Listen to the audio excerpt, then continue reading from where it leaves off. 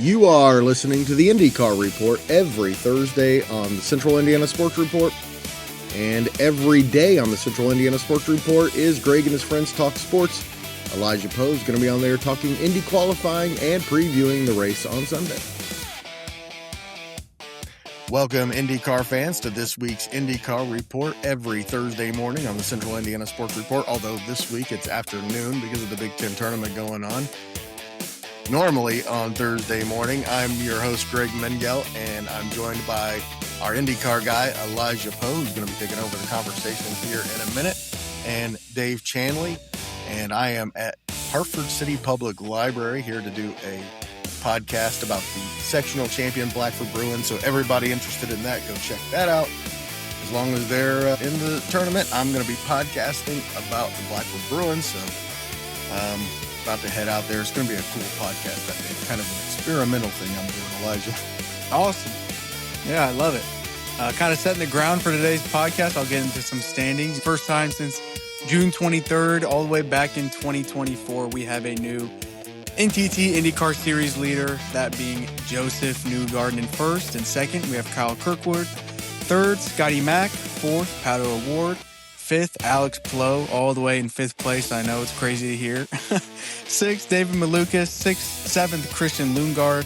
Eighth, Marcus Armstrong. Ninth, Marcus Ericsson. And rounding out the top 10 in an ECR spot is Alexander Rossi. As I said at the beginning of the year, you take Palou or the field. I thought taking the field was probably the right move because of things like this. Going back, Dave, looking at that incident with Palou, racing incident or what? I go along with the racing incident. Things happen. They were both. They both could have avoided, but they both were there. It happens. That's part of racing. Yes, that's a big factor in points. But Alex Palou would not have won that race in my mind anyway. But he would have probably been good enough to be in the top 10. That's right. I think that's perfectly summarized there, Dave. There's no doubt in my mind he would be in that top 10, but I just don't think he had the car to compete with these winners here, Phoenix especially. And it's kind of a factor of oval racing. You're gonna have a crash like that at least once or twice, especially on a short oval. You're almost 100% guaranteed it. That's just part of the way racing goes. And even like with the incident with Will Power and Christian Rasmussen, it's just the same thing that happened, just bound to happen. Another thing that maybe factors against Palou winning the championship is the Ganassis don't look as fast on the ovals right now. I know it's only one race, but still. Yeah, you're not entirely wrong. They definitely struggled. Scott Dixon, who was on the alternate strategy and maybe had a shot of covering that win off, just kind of fell back. Kiffin Simpson did have an okay drive on that oval. I'm interested to see what they look like here come Dallas this week for sure. I think it'll be interesting to see how they fare on ovals. I have no doubt by Indy they'll have it together, and along with several others. I think we could include Aero in that because they didn't have the pace this weekend. But come Indy time, they'll be there. I guess talking about Indy, that's a good transition into our next topic here. It was just announced today that Conor Daly is going to be racing with Dreyer Reinbold Racing for the 110th Indianapolis 500. I'm interested to see your guys' thoughts on that, as it all but confirms that somebody else is going to be in that Andretti seat. Good. I'm glad he's going to be in the 500. I wish he had a better ride. That's exactly what I was going to say. Mm-hmm. Yes, I'm happy he's in there. He is, from our intent and purposes, he's a legend. He really is. He is just a great driver at Indy, and he deserves a chance at Indy. But I'm like you. I wish he had a better ride, but he'll make the best of it he can. Yes, he will. And it doesn't mean he doesn't have a shot, as we saw last year, Elijah. Ryan Hunter-Reay with Dreyer Reinbold was on the favorable strategy, and if he didn't have a fuel pressure issue in the pit stops, he was going to be somebody who could have come out that pit cycle in the lead ahead of Palou. But I think this also all but confirms that Colton Herta is probably going to try to be that fourth seat for Andretti come Indianapolis 500, which honestly, I don't hate. I feel bad for Conor. I'd like to see him in that Andretti seat. But then again, the chance of having Colton Herta run a one-off IndyCar race while he's doing the Formula 2 season is just crazy to me. And it would be great for the sport as well to have Colton there. Absolutely agree. Colton Herta needs to be in the Indy 500, period. Doesn't matter who he's with, but he will be in an Andretti seat, most likely. Yep, but wish it was Conor. Some more news that came out, it was on Monday that the track layout for the DC Freedom 250 was just announced, and I can kind of explain that for our viewers here. There's only going to be 7 turns, so not a very lengthy course at all. It's only 1.66 miles, with the straightaway actually being almost half of a mile. Well, we're actually going to the longest this week in Dallas, so that's going to be awesome to see. But And how the long is that? Washington course is going to be pretty cool. Between the last corner and the first corner, between 1 and 7, they're going to be going on 3rd Street, which will have a very cinematic view with the U.S. Capitol in the background. They're also going to pass some pretty big landmarks in the National Archives, the National Gallery of Art, the National Mall itself, and the Smithsonian Air and Space Museum. So it's just really going to look cool. And I know the track layout looks very simplistic, but I think it can provide some good racing.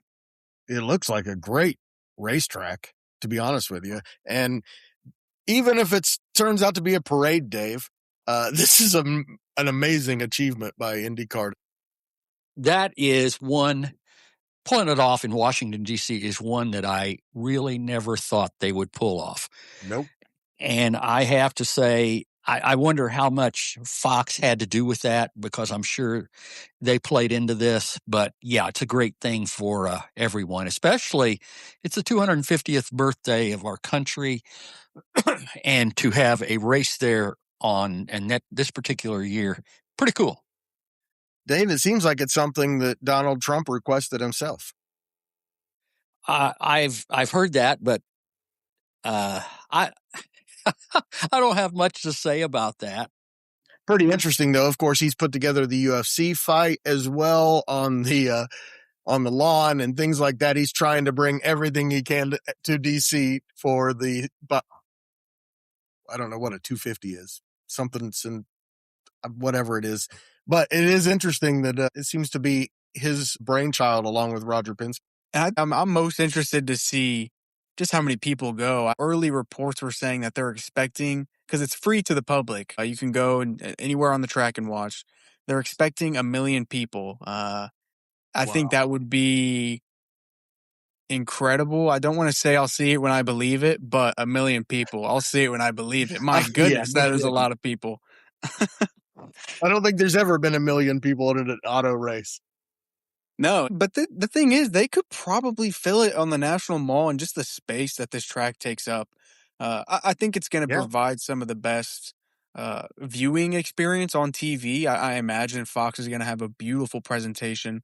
I think the only thing I'm a little concerned about is some of the corners. They're definitely going to be high braking, but they don't look like they're super, super high braking that leads to many, many overtakes. But regardless, I'm not really worried about IndyCar's package because we know these cars can pass each other. My concern is the same. I wonder how much passing will actually go on. And of course, we're not going to be able to tell until we get there. Of course, we're going to have at least 2 stints on red tires. That could be a factor. And yes, there are a couple of really sharp turns on this track. Could make for great racing, and who knows? It could be follow the leader, but we'll see. We'll see. I think a lot of it's going to be a high-speed parade for sure. But I do think there will be moments. And like I said, even if it is a high-speed parade, the spectacle itself, the attention it will attract, all that is well worth it anyway. Talking about some attention, we got the Phoenix race viewer numbers in, with the average being 1,247,000, up 391% from the last Phoenix race in 2018. And on a Saturday afternoon. Yeah. I couldn't even Impressive. watch it live because it was on Saturday afternoon. And I'm a dedicated IndyCar fan. I imagine there were a lot of people who didn't even know it was on at 3 p.m. when you typically expect it to be at 1 o'clock on Sunday or whatever. So those are huge numbers. Impressive. That's all I have to say is impressive. I knew it would be. I really felt like it would be. Being honest, these races should attract about 5-6 million viewers. But from where the series has come, it's a big number. 7 million the last couple years for the Indy 500. I would love to be maybe in the 2 millions for these road and street course races, but regardless, having a pair up with NASCAR as well is just a great opportunity. And like you said, Greg, it was Saturday, and IndyCar's biggest market is in Indiana, and there was not a sectional game that was not sold out in Indiana on Saturday. Right. So that's a lot of people who are probably going to be watching that didn't have the shot. But then again, viewership numbers, we say they don't really matter, but they're always a talking point because they always show what direction the sport's going in. And to see these numbers be going up and consistently staying above the million mark is really positive. How many did NASCAR get, Elijah? I think it was 2.5 or 3.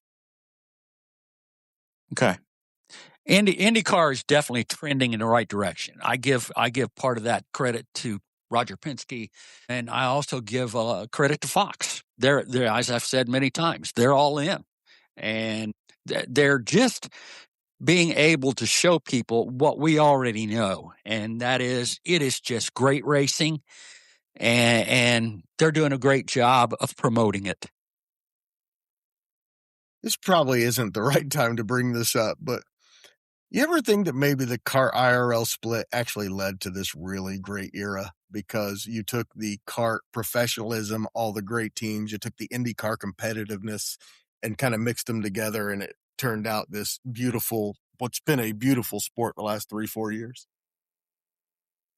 I think it helped it now, but I do think if they were able to stay together, I think the sport would be maybe rivaling F1. There's a lot of talent. It was going in an ugly direction, Elijah.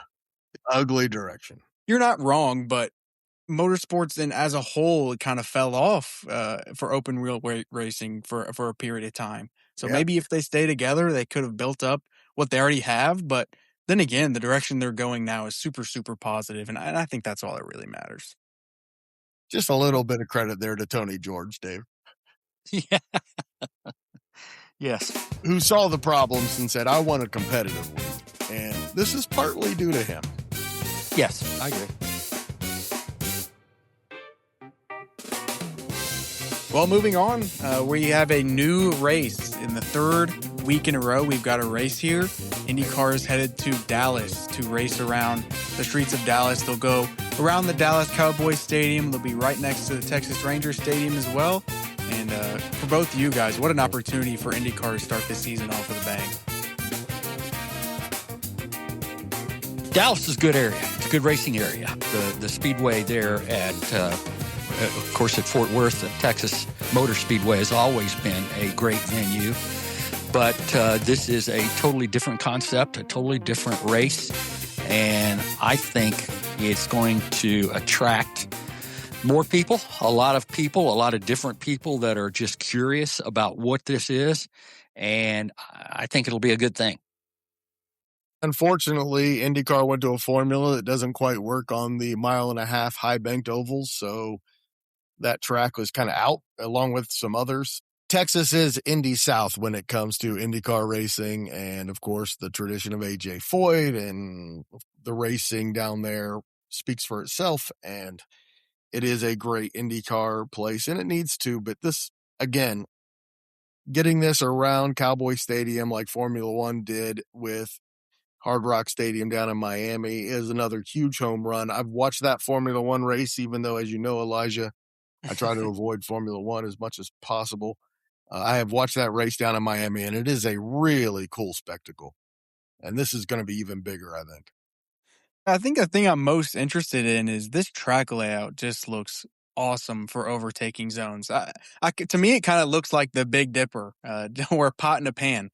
It looks like it's going to really have a lot of overtaking zones and some unique corners as well. Like that, the half semicircle is going to be really cool to see IndyCar go through there. I hope Fox is able to do a cool camera where it can kind of pan and follow them all the way throughout. But in general, there's three really big things I'm excited about. First of all, they're partnering with the Cowboys and Rangers.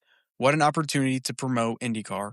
It's going to be around an NFL stadium, and they're actually building up a pretty impressive paddock along the pit lane, which I think is really going to give off a Formula One vibe. And even though IndyCar doesn't really want to be related to Formula One, I think some of the things Formula One does really, really well is they have a lot of that hospitality and make it feel like a spectacle every time. I'm anxious to see just who steps up. And we know Palou will, we know Ganassi will, but who steps up and really kind of takes the bull by the horns in this race or in this qualification and practice series. I'm interested to see how they tweak their cars to make this work for their cars. I'm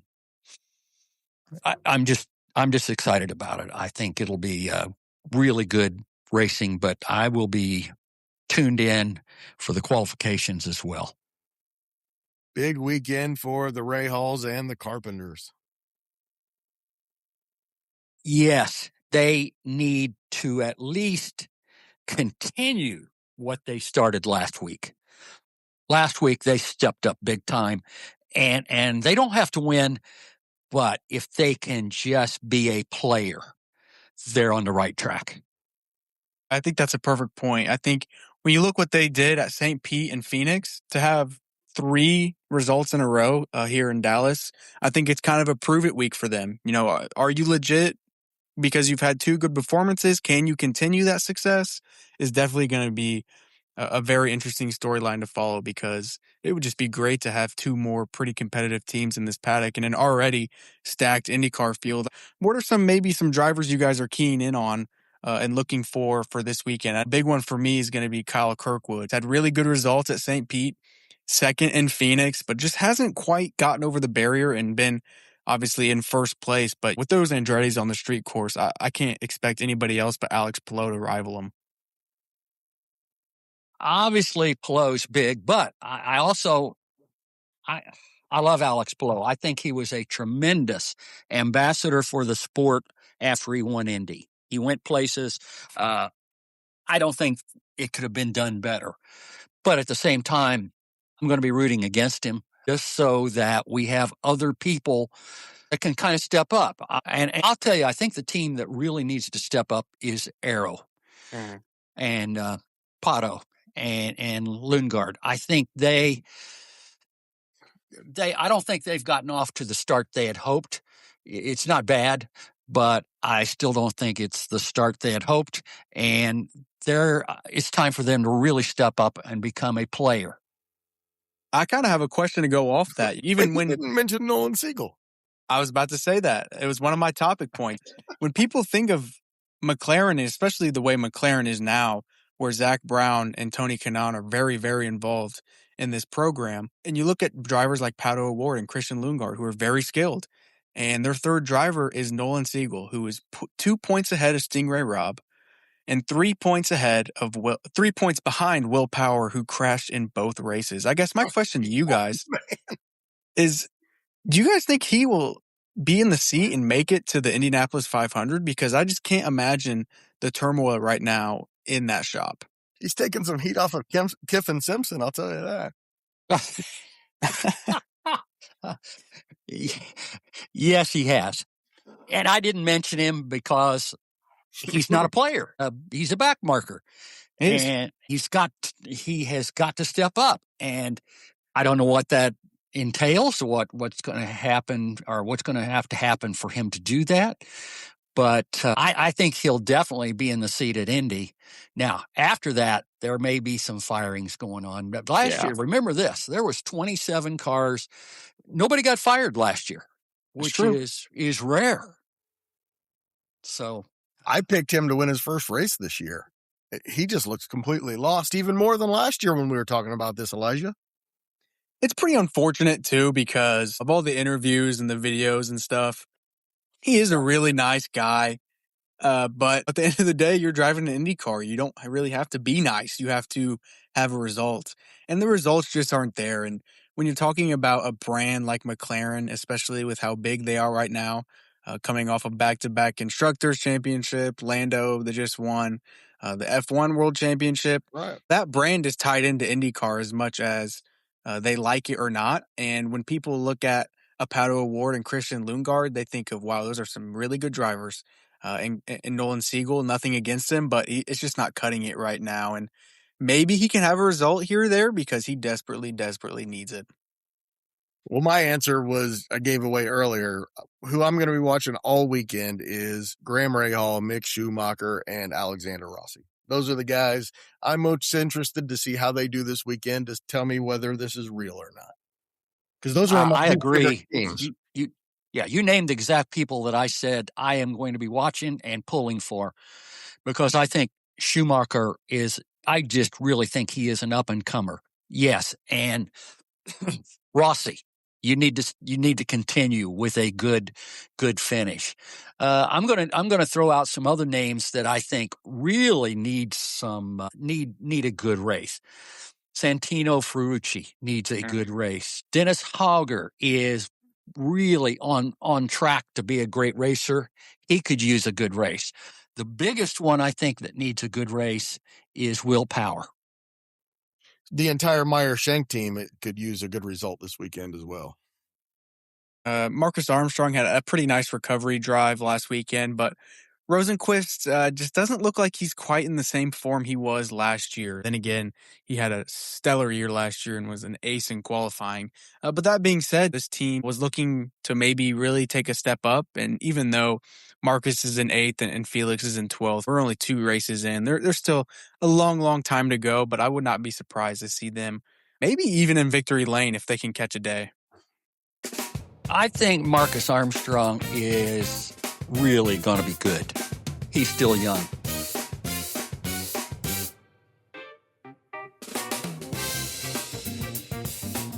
Alrighty, well, we've talked about drivers all day, but let's narrow it down to one. I guess who would you guys say is going to win the Grand Prix here on Sunday?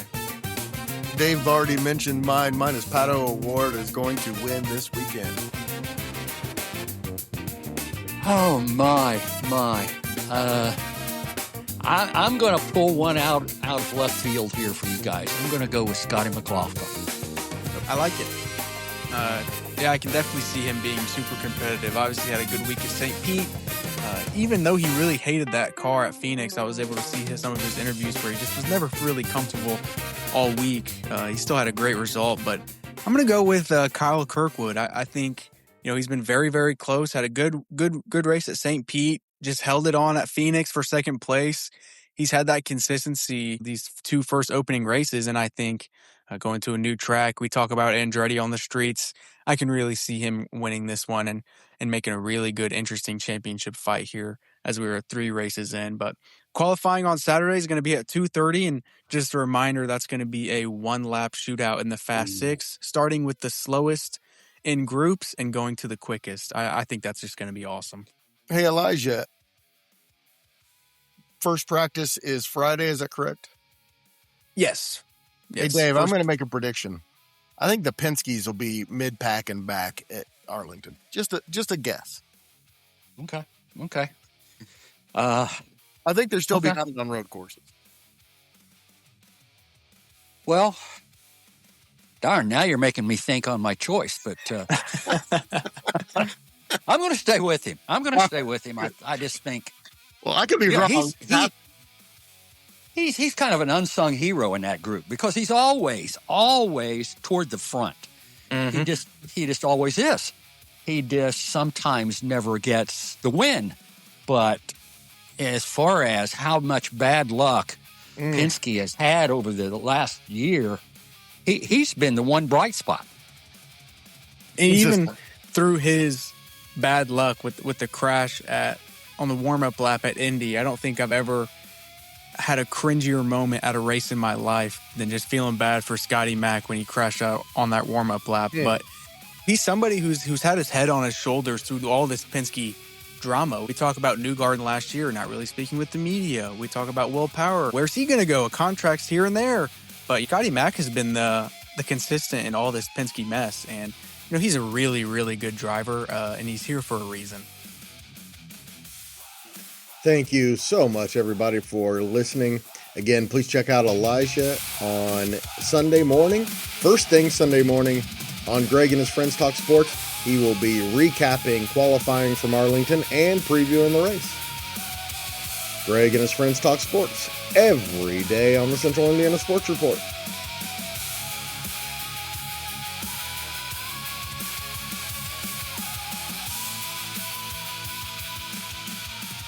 The Central Indiana Sports Report is a product of ITG Media.